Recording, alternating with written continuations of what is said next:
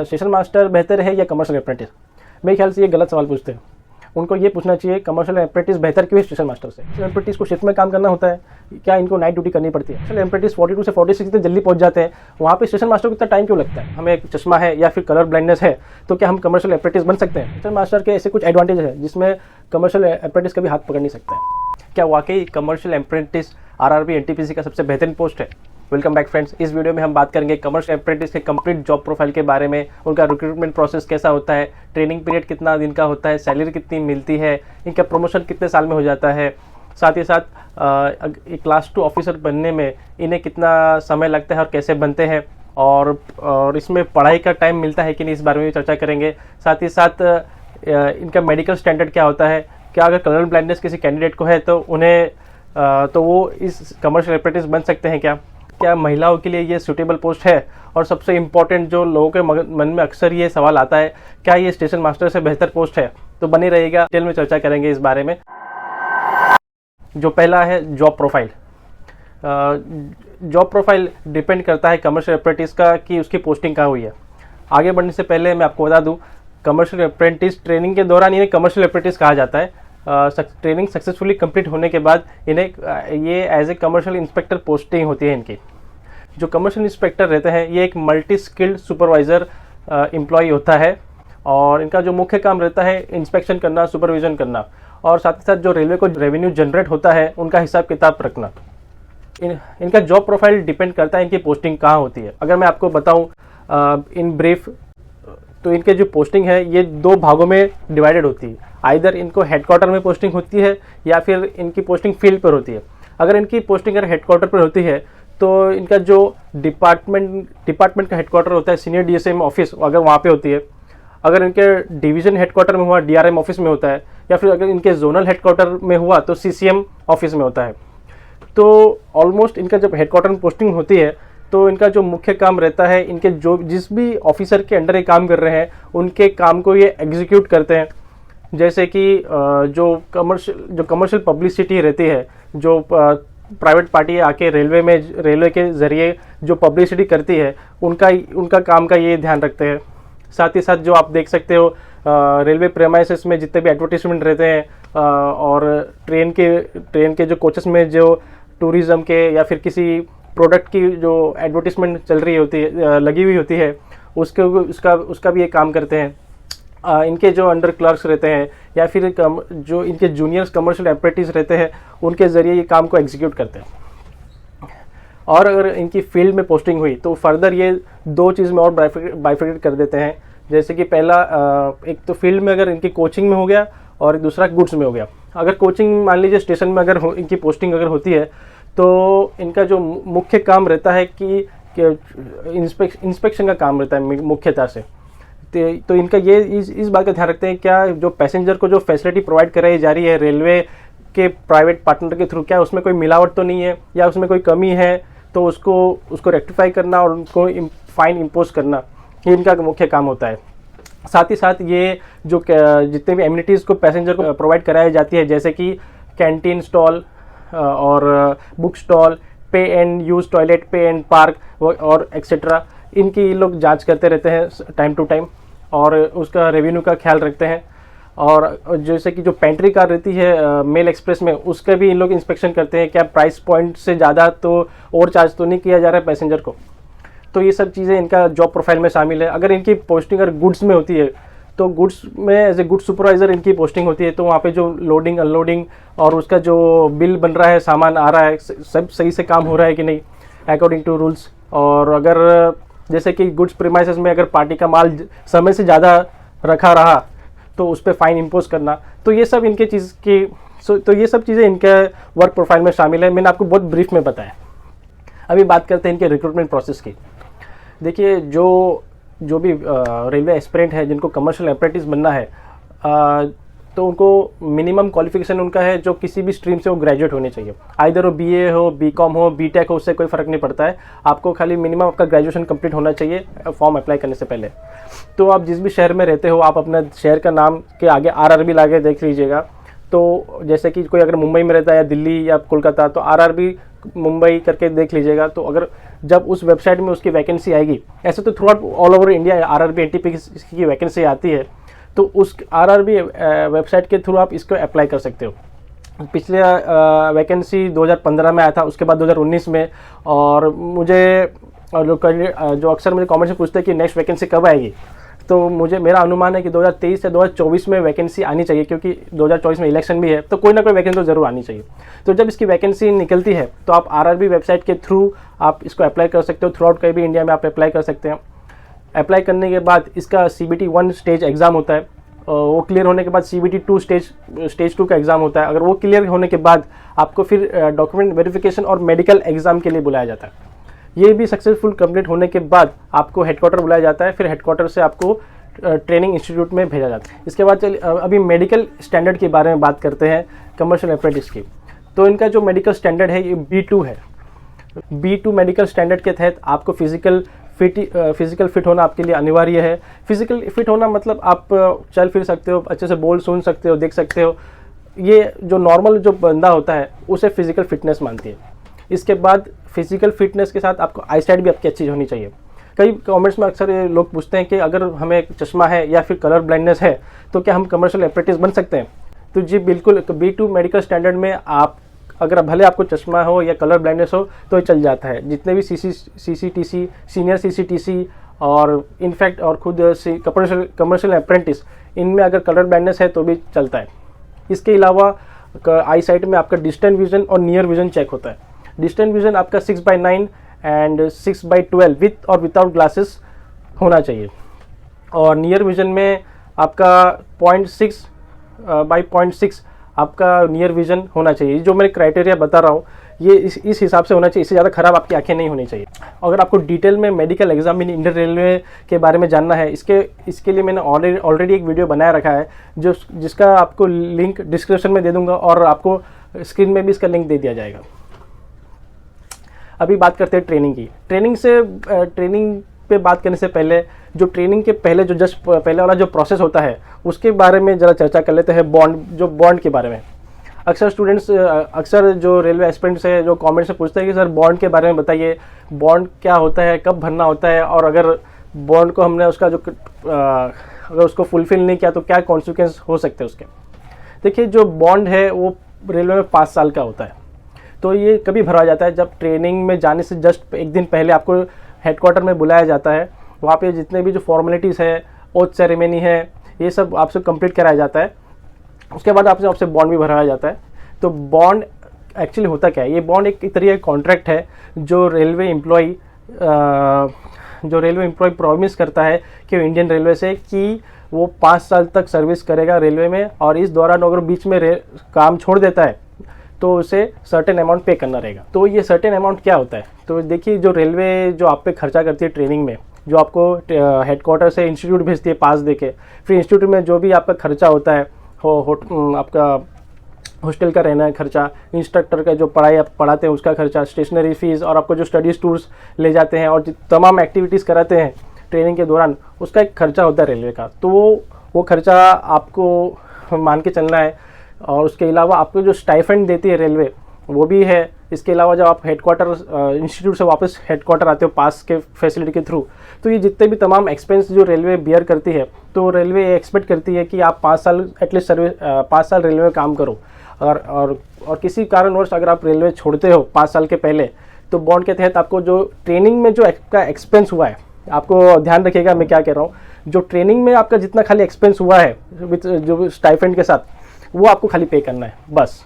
तो मान लीजिए फॉर एग्जांपल आपने कमर्शियल अप्रेंटिस की ट्रेनिंग कर ली, तो ट्रेनिंग के बाद आपने पोस्टिंग ले लिया और करीब 6 महीने बाद आपको कहीं और जाना है, तो जितना आपका ट्रेनिंग में खर्चा हुआ प्लस जो 6 महीने में प्लस आपका जो इतना इंटरेस्ट बना है जो करीब 12 से 12.5% कुछ होता है, तो वो आपको रेलवे को पे करना है। उसके बाद आप NOC लेके जा सकते हो। तो ये कुछ बॉन्ड का प्रोसेस रहता है, और इतना इसमें कोई टेंशन लेने वाली बात नहीं है। अगर कोई रेलवे छोड़ना चाहे तो छोड़ सकता है, और लोग छोड़ के भी जाते भी हैं, तो ऐसा कोई प्रॉब्लम नहीं होता है। तो अभी बात करते हैं ट्रेनिंग में।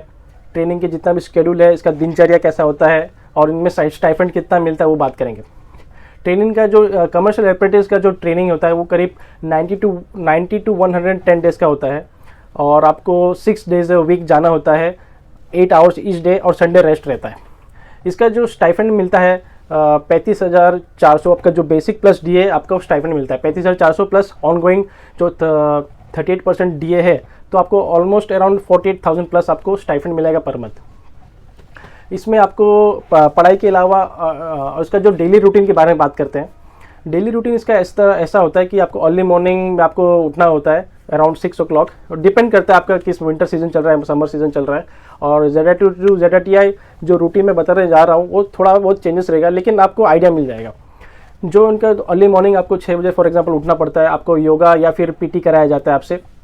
उसके बाद आधा घंटा पौने घंटा करने के बाद आपसे फिर ब्रेकफास्ट करना होता है। फिर करीब 8 बजे आपकी क्लासेस चालू हो जाएगी। तो ये क्लासेस करीब 45 टू 90 मिनट्स की क्लासेस होती है, और ऑलमोस्ट हर क्लासेस के बाद टी ब्रेक दिया जाता है। तो इस तरीके से आपकी क्लासेस चलती रहती है, और 12 बजे से फिर आपका लंच ब्रेक हो जाता है। 12 से 2 आपका फिर लंच ब्रेक चलता है। उसके बाद फिर से क्लासेस आपकी रिज्यूम हो जाती है 5 बजे तक। 5 से पौने 5 बजे तक आपकी क्लासेस चलती है। फिर 5 बजे के बाद फिर आप जितने भी जो ट्रेनीज है, फिर जो लोग जो चाहे कर सकते हैं। मेरा कहने का मतलब है, अगर इसको स्पोर्ट्स खेलना है, इसको जिम जाना है, या फिर किसी को बाहर अपने फ्रेंड्स के साथ बाहर चिल आउट करना है, तो वो कर सकते हैं, इसमें कोई रोक टोक नहीं है। लेकिन आपको रात ZRTI में बितानी है। लोग अक्सर कमेंट में पूछते हैं, सर हम लोग ZRTI के बाहर भी रह सकते हैं क्या? भले ट्रेनिंग हम ZRTI में करेंगे, लेकिन हम रात बाहर हम लोग कहीं और दूसरी जगह रहेंगे, तो क्या चलेगा क्या? देखिए, ये अलाउड नहीं है। देखिए, आप ZRTI की अब जिम्मेदारी है आप लोग की, तो जो भी आप रूल्स एंड रेगुलेशंस आपको फॉलो करना रहेगा। आपको ZRTI में ही हॉस्टल में रहना है रात को भी। इसके अलावा जो एक्टिविटीज़ क्या क्या कराई जाती है ZRTI में, देखिए वहाँ पे स्पोर्ट्स कंपटीशन होता है, वहाँ पे क्विज कंपटीशन होता है, वहाँ पे सिनेमास दिखाया जाता है। इसके अलावा वहाँ पे श्रमदान दिवस भी होता है। श्रमदान दिवस जैसे कि किसी इतना बड़ा जो ZRTI रहता है, तो वहाँ पे कहीं ना कहीं वेजिटेशन हो जाती है एक्स्ट्रा।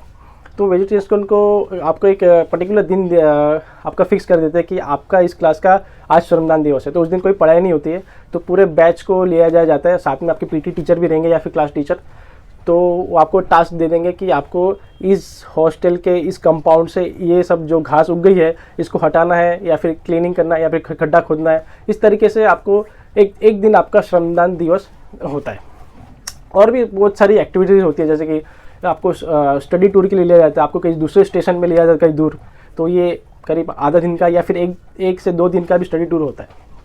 तो इस प्रकार कई एक्टिविटीज़ कराई जाती है ट्रेनिंग्स के द्वारा। अभी बात करते हैं फैसिलिटीज़ के बारे में। आपको ट्रेनिंग में क्या क्या फैसिलिटीज़ मिलती है? आपको हॉस्टल मिलेगा, आपको मेस फैसिलिटीज़ मिलेगी। इसके अलावा आपको स्पोर्ट्स क्लब वहाँ पे मौजूद रहता है। फिर जिम की फैसिलिटीज़ वहाँ पे रहती है। जिम में वहाँ पे बेसिक इक्विपमेंट्स आपको रहेंगे, और ट्रांसपोर्टेशन फैसिलिटीज़ भी अवेलेबल रहती है वहाँ पे इंस्टीट्यूट से स्टेशन और स्टेशन से वापस आने के लिए। हालांकि वो किसी पर्टिकुलर टाइम पर ही चलती है। इसके अलावा फिर आगे बात करते हैं एक्सपेंस की। आपके ट्रेनिंग के दौरान आपके क्या खर्चा होता है? देखिए, ट्रेनिंग के दौरान आपको खाली मेस फीस आपको देनी है। मेस फीस जो कैंटीन का फीस है, जो आपको खाना खाते हो, बस खाली आपको वही देना है। लोगों के मन में अक्सर ये भी रहता है कि हमें क्या हॉस्टल का फीस भी देना रहता है? जी बिल्कुल नहीं, आपको हॉस्टल का फीस कुछ देना नहीं होता, खाली आपका मेस फीस आपको देना होता है। अगर आप डिटेल में ट्रेनिंग के बारे में जानना चाहते हो, तो मैंने ऑलरेडी एक वीडियो बना के रखा है, जिसमें तमाम जितने भी पोस्ट है सब रिलेट कर सकते हैं उस वीडियो से। तो उस वीडियो का लिंक मैंने डिस्क्रिप्शन में दे रखा है, और साथ ही साथ स्क्रीन में भी दे दिया है उस वीडियो का लिंक। अभी बात करते हैं पोस्टिंग के बारे में। ट्रेनिंग के दौरान कमर्शियल अप्रेंटिस कहा जाता है। ट्रेनिंग सक्सेसफुली कंप्लीट होने के बाद इन्हें कमर्शियल इंस्पेक्टर कहते हैं। तो इनकी पोस्टिंग अमूमन जो बड़े हेडक्वार्टर में होती है, या फिर बड़े स्टेशन या यार्ड में होता है। तो ये इनके लिए बहुत बड़ा एडवांटेज है, क्योंकि जो बड़े स्टेशन और यार्ड या हेडक्वार्टर्स वगैरह सब बड़े सिटीज़ में होते हैं, तो ये X क्लास सिटीज़ में इनकी पोस्टिंग होती है। तो इन्हें इस वजह से इन्हें full HRA and transport allowance मिलता है। तो इनकी पोस्टिंग ऐसे कमर्शियल इंस्पेक्टर होता है, parcel supervisor, good supervisor, rates and claim inspector, इनकी पोस्टिंग होती है। अभी आते हैं इनकी सैलरी के बारे में। तो इनकी जो पहली सैलरी होती है, जब पहली सैलरी मिलेगी तो पोस्टिंग को कितना होगा, चलिए देखते हैं। तो ये मैं मान के चलता हूँ कि इनकी X क्लास में इनकी पोस्टिंग है, तो इनका जो बेसिक है 35,400, जो फिर DNS अलाउंस जो है अभी चल रहा है 2022 में जुलाई से दिसंबर 38% है, तो उस हिसाब से 13,452 रुपीज़ रहेगा। HRA इनका जो फुल HRA मिलेगा इनको 27%, जो कि 9,558 है। उसके बाद ट्रांसपोर्ट अलाउंस 4,968 रुपीज़ रहेगा। फिर और अदर अलाउंस कुछ भी अगर रहेगा इन्हें तो 1,000 रुपीज़ मैंने लिया है, तो ऑलमोस्ट इनका टोटल है 64,378 रुपीज़। तो आप चले मान के चल सकते हैं कि इनका ग्रॉस सैलरी 65,000 बनेगा इनका पहला सैलरी। ये हो गया इनका अर्निंग्स। चलिए देखते हैं भी इनका डिडक्शन क्या होगा।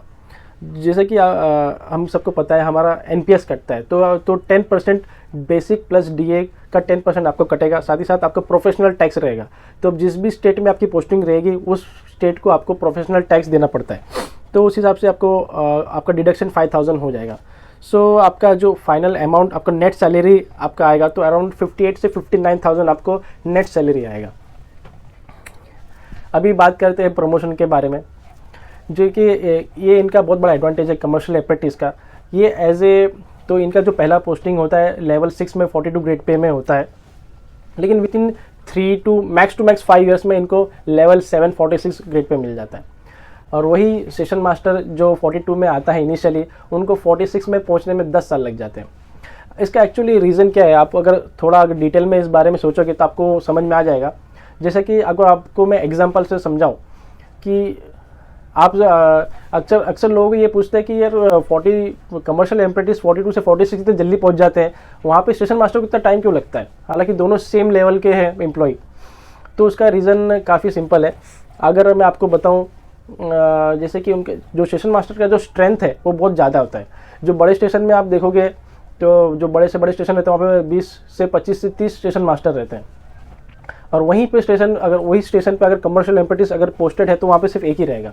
तो इनके कैडर में भीड़ कम रहती है, इसलिए इनको जल्दी प्रमोशन मिल जाता है। और स्टेशन मास्टर की स्ट्रेंथ ज़्यादा है, ज़्यादा लोग होने की वजह से इनका प्रमोशन धीमे धीमे ऊपर जाता है। अगर आपको मैं एक एग्जाम्पल के ज़रिए समझाऊँ, अब जब भी हम शादी में जाते हैं, अगर जब खाना खाने जाते हैं हम, तो जब खाना खाने की बारी आती है, अगर बुफे सिस्टम रहता है मान लीजिए, तो अगर भीड़ ज़्यादा है तो हम लोग का खाना खाने की बारी धीमे से आएगा, बहुत टाइम लगेगा उसमें। और वहीं पे मान लीजिए भीड़ कम है तो हमारा खाना खाने का बारी जल्दी से आ जाएगा। तो इससे आप समझ सकते होंगे कि कमर्शियल अप्रेंटिस को इतना जल्दी प्रमोशन क्यों मिल जाता है। तो ये इनके लिए एडवांटेज है। और अभी तो पे अपग्रेडेशन आ गया है, तो जब पे अपग्रेडेशन की वजह से इनको प्रॉपर 46 के बाद 48 और 48 के बाद 54 भी मिलेगा। हालांकि इससे पहले MSCP के ज़रिए इनको मिलता था, लेकिन अब कमर्शियल अप्रेंटिस और स्टेशन मास्टर और जितने भी जो पोस्ट मेंशन है पे अपग्रेडेशन में, उनको 54 तक जा सकते हैं प्रॉपर। अभी बात करते हैं ड्यूटी आवर्स की। कमेंट्स में अक्सर ये पूछते हैं कि कमर्शियल अप्रेंटिस को शिफ्ट में काम करना होता है, क्या इनको नाइट ड्यूटी करनी पड़ती है। जहाँ तक मैंने देखा है, खासकर मुंबई डिवीज़न में कमर्शियल अप्रेंटिस सिर्फ और सिर्फ डे ड्यूटी करते हैं, ज़रूरत पड़ने पर ही ये नाइट ड्यूटी करते हैं। जैसे कि मान लीजिए कुछ दिन फेस्टिवल है, उस दिन बहुत ज़्यादा भीड़ है, क्राउड को ध्यान रखना है और एक्स्ट्रा रश रहता है, तो उस समय इनकी नाइट ड्यूटी भी लगती है। तो नाइट ड्यूटी में लगने के बाद वो फिर हायर अथॉरिटी को रिपोर्ट भी करते हैं कि सब सही सलामत पैसेंजर चले गए, सब अच्छे से हो गया करके। तो इसलिए ये डे ड्यूटी ही करते हैं ज़्यादातर, 9 to 5 जॉब रहता है इनका। और कमेंट्स में भी पूछते हैं कि सर कमर्शियल अप्रेंटिस में पढ़ाई का टाइम मिलेगा क्या फर्दर स्टडीज़ के लिए। तो देखिए, ये एक सब्जेक्टिव क्वेश्चन है।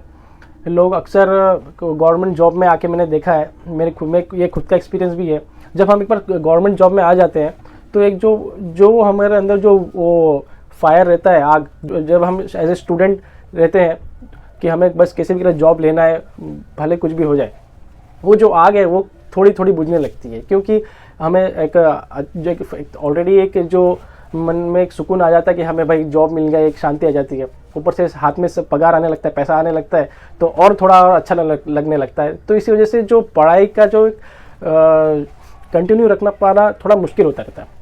लेकिन जिसका जो पैशन है, जिसको पढ़ाई का और आगे बढ़ना है, वो भले वो स्टेशन मास्टर में हो, कमर्शियल अप्रेंटिस या गुड्स गार्ड, वो पढ़ाई करके आगे निकल ही जाएगा।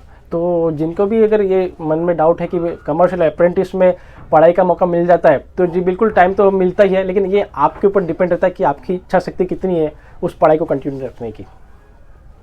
अब बात करते हैं इनके यूनिफॉर्म के बारे में। बच्चों लोग का ये भी डाउट रहता है कि सर कमर्शियल अप्रेंटिस का यूनिफॉर्म क्या रहता है और क्या इन्हें यूनिफॉर्म अलाउंस मिलता है। जी देखिए, ना ही इनका यूनिफॉर्म रहता है और ना ही इनको यूनिफॉर्म अलाउंस मिलता है। एक्चुअली इनका जो यूनिफॉर्म क्या रहता है, जो फॉर्मल, जो जितने भी जेंट्स हैं ये सब फॉर्मल ड्रेस पहनते हैं, पैंट शर्ट जीन्स हो गया और शूज़ हो गए। और जितने भी जो लेडीज़ कमर्शियल अप्रेंटिस है ये साड़ी पहनती है जनरली, और या फिर सलवार कमीज, जो भी ऑफिशियल वेयर होता है वो पहनते हैं। अभी बात करते हैं ट्रांसफ़र के बारे में। देखिए कमर्शियल अप्रेंटिस जो है एक सुपरवाइजरी पोस्ट है, और जो सुपरवाइजर पोस्ट रहता है इनका 4 से 5 साल में ट्रांसफ़र हो जाता है एक डिपो से दूसरे डिपो।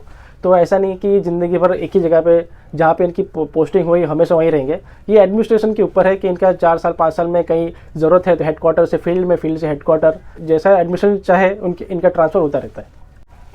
अभी बात करते हैं कमर्शियल अप्रेंटिस से क्लास 2 ऑफिसर गैजेटेड कैसे बने। जब भी आपकी पोस्टिंग होती है एज ए कमर्शियल अप्रेंटिस, आपको मिनिमम 5 साल आपको काम करना रहेगा।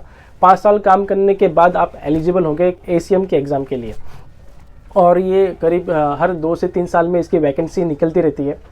तो जब LDC एग्ज़ाम देके आप ACM भी बन सकते हो, फिर ACM से आप फिर DCM तक आप जा सकते हो। इसमें अच्छा अपॉर्चुनिटी मिलता है क्लास 2 ऑफिसर बनने का। अभी बात करते हैं फैसिलिटीज़ के बारे में। एज ए कमर्शियल अप्रेंटिस आपको क्या क्या फैसिलिटीज़ मिलेगी। देखिए जो कमर्शियल अप्रेंटिस है ये लेवल 6 का एम्प्लॉय है, तो इनको वही फैसिलिटीज़ मिलेंगे जो अदर रेलवे एम्प्लॉय काम कर रहे हैं, जैसे स्टेशन मास्टर, JE उनको मिलती है। जैसे पास फैसिलिटी मिलेगी आपको जैसे आप पोस्टिंग हो जाएगी, आपको 1 साल में 1 पास और 4 PTO मिलेगा 5 साल तक। 5 साल कंप्लीट होने के बाद आपको 3 पास और 4 PTO मिलेगा फर्स्ट क्लास का। जो भी लेवल 6 में रहता है उनको फर्स्ट क्लास का पास ही मिलता है।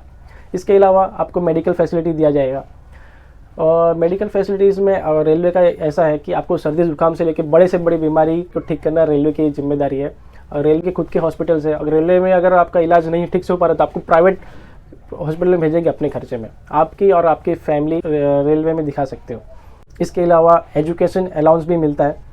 तो रेलवे में पर चाइल्ड 27,000 पर ईयर मिलता है, और ये मैक्सिमम 2 चाइल्ड तक आपको ये अलाउंस दिया जाता है। तो साल का आपको काउंट कर लीजिए आप 54,000 आपको एजुकेशन अलाउंस मिलता है। इसके अलावा भी कई तरह के अलाउंस है, किसी और वीडियो में बात करेंगे। ये जो मुख्य जो अलाउंसेस फैसिलिटीज़ मिलती है एज ए रेलवे एम्प्लॉय को मैंने आपको बताया। अभी बात करते हैं सबसे important topic, station master versus commercial apprentice. लोग अक्सर ही कमेंट में पूछते हैं सर स्टेशन मास्टर बेहतर है या कमर्शियल अप्रेंटिस। मेरे ख्याल से ये गलत सवाल पूछते हैं। उनको ये पूछना चाहिए कमर्शियल अप्रेंटिस बेहतर क्यों है स्टेशन मास्टर से। अब मैं आपको कुछ पॉइंट्स बताने जा रहा हूँ जिससे आपको क्लियर हो जाएगा कि मैं ऐसा क्यों कह रहा हूँ। जो पहला एडवांटेज है वो है B2 मेडिकल स्टैंडर्ड। जो कमर्शियल अप्रेंटिस का जो मेडिकल स्टैंडर्ड है वो कंपैरेटिवली स्टेशन मास्टर से आसान होता है। जो स्टेशन मास्टर का जो मेडिकल स्टैंडर्ड रहता है वो A2 में आपका कलर ब्लाइंडनेस, चश्मा या कलर ब्लाइंडनेस ये सब बिल्कुल नहीं चलता है, हालांकि B2 में ये सब चल जाता है। अगला है लेस वर्कलोड। देखिए जो कमर्शियल अप्रेंटिस का जो काम है वो सिर्फ अपने डिपार्टमेंट तक सीमित रहता है, और जहाँ तक स्टेशन मास्टर की बात है वो स्टेशन मास्टर की बात है वो स्टेशन का इंचार्ज होता है। तो स्टेशन में जो भी काम कुछ भी हो रहा है उसका दारोमदार स्टेशन मास्टर के ऊपर रहता है, तो इसलिए इन पे कंपैरेटिवली कमर्शियल अप्रेंटिस से वर्कलोड ज़्यादा रहता है। अगला एडवांटेज है फास्ट प्रमोशन। इनका प्रमोशन बहुत जल्दी होता है as compare to station master. तो जो 42 में आता है इनका 42 से 46 में लेवल 6 से लेवल 7 में जाने के लिए इनको मिनिमम 3 और मैक्स टू मैक्स 5 ईयर्स लगते हैं। और हालांकि स्टेशन मास्टर को 42 से 46 में जाने में 10 साल लग जाते हैं। हालांकि अभी पे अपग्रेडेशन आने के बाद अभी देखते हैं कि कितना जल्दी इसका इफेक्ट कितना पॉजिटिव रहता है और हमें जल्द से जल्द हमें भी प्रमोशन मिल जाए, यही तो उम्मीद है मेरी भी। अगला है शिफ्ट में काम करना।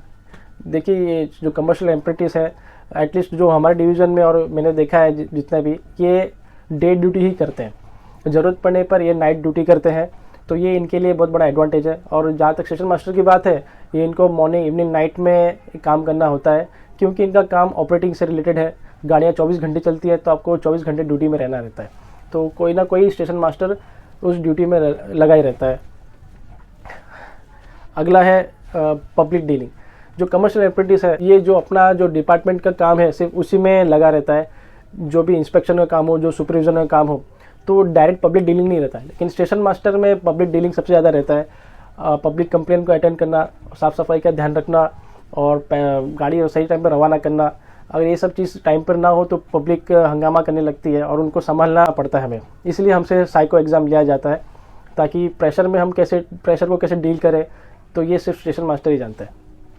अगला जो है कमर्शियल एप्रेंटिस का एडवांटेज है पोस्टिंग। जो इनकी, जैसे मैंने पहले बताया वीडियो में, इनकी पोस्टिंग आइदर हेडक्वार्टर में होती है या बड़े स्टेशन।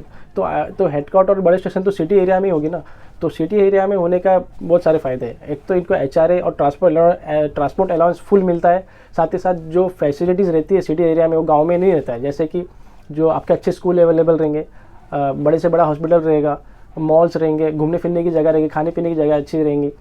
वही अगर स्टेशन मास्टर की बात करें तो इनका अगर ऐसा भी होता है कि रिमोट एरिया में भी कभी कभी पोस्टिंग हो जाती है।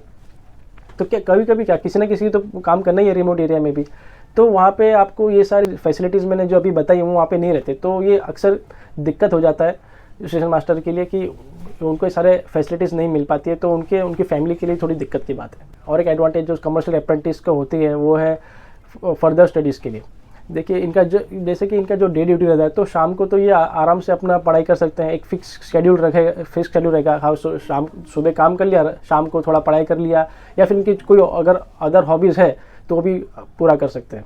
तो ये एक तरीके से एडवांटेज है इनका, जो इनका खाली डे ड्यूटी रहता है। तो फर्दर स्टडीज़ भी आप कर सकते हैं उसमें as compare to station master. आगे बढ़ने से पहले मैं कुछ और बात बताना चाहूँगा मैं आपसे। स्टेशन मास्टर के ऐसे कुछ एडवांटेज है जिसमें कमर्शियल अप्रेंटिस कभी हाथ पकड़ नहीं सकता है। देखिए ऐसे तो आपने यूट्यूब में बहुत सारे वीडियोस देखे होंगे कमर्शियल अप्रेंटिस के बारे में, लेकिन मैंने भी खुद देखा, और जब मैं रिसर्च कर रहा था इस टॉपिक पर तो मैंने देखा कि सब लोग कमर्शियल अप्रेंटिस की मतलब बहुत अच्छी बात कर रहे हैं, क्योंकि स्टेशन मास्टर की जो बात है वो कोई नहीं करता है। लेकिन कुछ ऐसे 3 से 4 बातें हैं जो शायद कमर्शियल अप्रेंटिस के लिए मायने नहीं रखता हो, लेकिन आप ऐसे जनरली देखें तो ये कमर्शियल अप्रेंटिस को कभी ये सब चीज़ें नहीं मिलेगी। जो पहला इनका जो स्टेशन मास्टर का एडवांटेज है कि ये इंचार्ज ऑफ होल स्टेशन है। देखिए जो भी कमर्शियल अप्रेंटिस जो जितना भी पुराना हो, अगर जो नया स्टेशन मास्टर आता है एज ए डिप्टी एसएस, वो इनडायरेक्टली उसके परमिशन के बिना कोई काम नहीं करेगा। हालांकि दोनों का काम सेपरेट अलग है, कमर्शियल अप्रेंटिस और स्टेशन मास्टर दोनों के एक दूसरे के काम में नहीं आते हैं, लेकिन जो स्टेशन मास्टर होता है वो होल एंड सोल इंचार्ज होता है पूरे स्टेशन का। तो आप देख सकते होंगे जो भी हाउसकीपिंग स्टाफ है वो स्टेशन मास्टर के अंदर रहता है। जितने भी जो एमिनिटी स्टाफ रहते हैं, जैसे कि एक्सकेलेटर हो गया, लिफ्ट हो गया, ये सारे रिपोर्ट स्टेशन मास्टर को करते हैं। आरपीएफ और इनफैक्ट जो आरपीएफ होता है, जीआरपी, इनको भी कोई प्रॉब्लम होता है या फिर कुछ अनयूजुअल नोटिस करते हैं स्टेशन मास्टर को ही बताते हैं। और पब्लिक को अगर किसी टीसी से कंप्लेन करना होता है, अगर किसी पब्लिक को किसी टीसी से नाराज़ है, नहीं इसने भाई गलत चार्ज किया है, मुझे गलत फाइन मार दिया है, तो वो कमर्शियल अप्रेंटिस के पास नहीं जाते, वो स्टेशन मास्टर के पास आते हैं। तो ये स्टेशन मास्टर का पावर है कि, या फिर आप कह लीजिए स्टेशन मास्टर का ये ऐसा रेस्पेक्ट है पब्लिक की नज़र में, तो ये एक तरीके से अच्छी बात है। और कमर्शियल अप्रेंटिस को कोई पहचानता भी नहीं है, ऐसा आप समझ सकते हैं। उनके लिए एडवांटेज है, ना कोई पहचानता है ना कोई एक्स्ट्रा काम आता है उन्हें। स्टेशन मास्टर को सब पहचानते हैं, तो इनका सारे पब्लिक इन्हीं को ही ढूंढते हैं। इनफैक्ट मैं आपको बताऊं, पब्लिक से लेके बड़े से बड़ा ऑफिसर से लेके बड़े से बड़ा नेता, इनफैक्ट रेलवे मिनिस्टर, सब अगर रेलवे स्टेशन में आए तो स्टेशन मास्टर को खोजते हैं कि स्टेशन मास्टर किधर है, वो मेरे साथ में होना चाहिए। अगला अगर जो एडवांटेज है कमर्शियल अप्रेंटिस के ऊपर, कभी आप बड़े स्टेशनों के स्टेशन मैनेजर के ऑफिस में जाइएगा, आप देखेंगे तो क्लास 1 जो ऑफिसर रहता है उसके टक्कर में उनका ऑफिस रहता है कि इतना बढ़िया शानदार well furnished fully air conditioned office रहता है इनका। उसके पीछे एक रीज़न भी है, वो ये कि स्टेशन मैनेजर का जो ऑफिस रहता है साथ में साथ वीआईपी रूम भी अटैच रहता है, वो भी एकदम A1 क्लास का होता है। तो ये इसलिए होता है क्योंकि जो नेता रहते हैं और बड़े ऑफिसर रहते हैं, ये जब ट्रैवल करते हैं ट्रेन में तो कुछ देर के लिए यहाँ पे आके ठहरते हैं वीआईपी रूम में। क्योंकि ये स्टेशन मैनेजर के अंडर में आता है, स्टेशन मैनेजर इसका ध्यान रखते हैं कि सब वो जैसा साफ़ सफाई का भी अच्छे से ध्यान रखते हैं। तो इसीलिए स्टेशन मैनेजर का ये एडवांटेज है कि उनका ऑफिस बहुत शानदार होता है। और कमर्शियल, जहाँ तक बात है कमर्शियल अप्रेंटिस की, तो इनका कई कोने में, स्टेशन के कोने में इनका एक छोटा सा ऑफिस रहता है, और इनका जो रिक्वायर्ड इनके जो कबर्ड्स रहते हैं, फर्नीचर रहता है, वो भी ठीक ठाक अवेलेबल रहते हैं। अगला जो एडवांटेज है स्टेशन मास्टर का, वो है यूनिफॉर्म। देखिए जो यूनिफॉर्म है, ये जो यूनिफॉर्म पहनता है वो उसी को ही मालूम है। आप अगर स्टेशन में चलोगे तो आपको 10 लोग देखेंगे, यार ये तो स्टेशन मास्टर है, तो तुरंत आपके पास दौड़ के चलेंगे, सर ये मेरा गाड़ी अब तक नहीं आया, या फिर ये टिकट कहाँ से कहाँ जाएगी। तो आपको हेल्प की नज़र से आपको देखते हैं। तो ये बहुत प्राउड मोमेंट होता है, मतलब बहुत अच्छी बात होती है। लोगों को हेल्प करना, इसके जो सुकून मिलता है ये बहुत अच्छा लगता है। और ये कमर्शियल अप्रेंटिस कभी ये महसूस नहीं कर सकते, क्योंकि ना इनके यूनिफॉर्म होता है, ना ये पब्लिक डीलिंग में रहते हैं। तो ये चीज़ मेरे को अच्छी लगती है यूनिफॉर्म पहनना, और यूनिफॉर्म के पहन के अगर पब्लिक में जाते हैं उसका अलग ही इमेज रहता है। और अगला और एक बताऊँ, इस बारे में कोई बात नहीं करता इतना, लीव के बारे में। जैसा कि मैंने बताया, बड़े से स्टेशन, जो बड़ा स्टेशन रहता है फॉर एग्जांपल, वहाँ पे 20 से 25 स्टेशन मास्टर होते हैं, इससे ज़्यादा भी रहते हैं। तो इसमें 2 से 3-4 दिन छुट्टी पे जाएंगे तो कोई फ़र्क नहीं पड़ता इतना। वही अगर कमर्शियल अप्रेंटिस को छुट्टी पे जाना है तो उसको ऊपर से परमिशन लेना पड़ेगा। अगर सीनियर DCM साहब अगर उनके राज़ी होंगे तो उनको छुट्टी मिलेगी, और जब छुट्टी पे जाएंगे तो दूसरा कमर्शियल अप्रेंटिस जो अपना खुद का स्टेशन संभाल रहा है उसको ये भी संभालना पड़ेगा। तो इनको एक बार छुट्टी पे गए तो दूसरी बार वापस छुट्टी पे जाने के लिए सोचना पड़ेगा 10 बार, यार अभी कुछ दिन पहले गया था, वापस छुट्टी मिलेगा कि नहीं मिलेगा।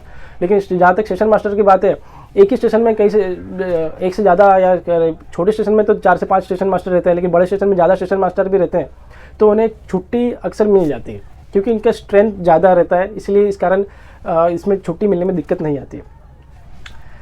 अगला जो हमारा सेशन का टॉपिक है वो, क्या ये महिलाओं के लिए सूटेबल पोस्ट है? जी बिल्कुल, ये इसमें डे जॉब है, तो आपको ये महिलाओं के लिए सबसे इससे अच्छा कोई पोस्ट हो नहीं सकता है लेवल 6 में। डे जॉब है, आप दिन में काम करो और ज़रूरत पड़ने पे सिर्फ रात में जाना है। अब रात में भी जाओगे तो आपके लिए साथ में आपके जो TC वगैरह जो भी स्टाफ मौजूद रहता है नाइट में, वो तो रहेंगे। अगला ये सेफ़ है, सेफ़ पोस्ट है, क्योंकि आप दिन में जॉब करते हो और दिन में जॉब करेंगे तो आपको, बट नेचुरली ये सेफ़ पोस्ट रहेगा आपके लिए। और दूसरा अगला इसका जो डे ड्यूटी की वजह से फिक्स टाइम टेबल रहता है इनका, तो आपके घर के साथ घर का काम भी मैनेज कर सकते हो, ऑफिस का काम भी इजीली मैनेज कर सकते हो। तो बेसिकली अगर मैं कंक्लूजन बताऊँ, ये best job with less responsibility है as compare to SM and JEE। Friends, आपको अगर ये वीडियो अच्छा लगा तो स्क्रीन पे दिया गया आप ये वीडियो भी देख सकते हैं।